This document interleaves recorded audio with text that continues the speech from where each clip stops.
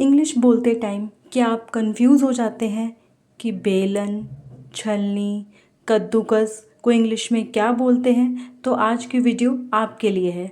Hello friends, आज हम सीखने वाले हैं kitchen tools vocabulary in English. Let's start the video.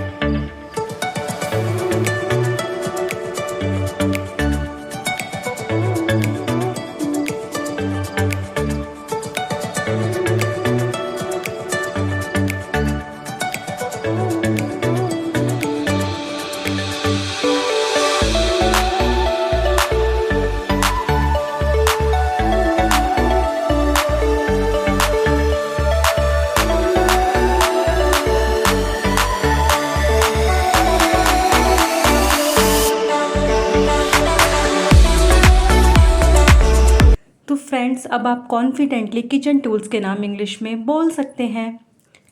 अगर वीडियो पसंद आई हो तो लाइक करें, शेयर करें और चैनल को सब्सक्राइब करें। और कमेंट में ज़रूर बताइए आप किचन में सबसे ज़्यादा कौन सा टूल यूज़ करते हैं। मिलते हैं नेक्स्ट वीडियो में। Bye bye.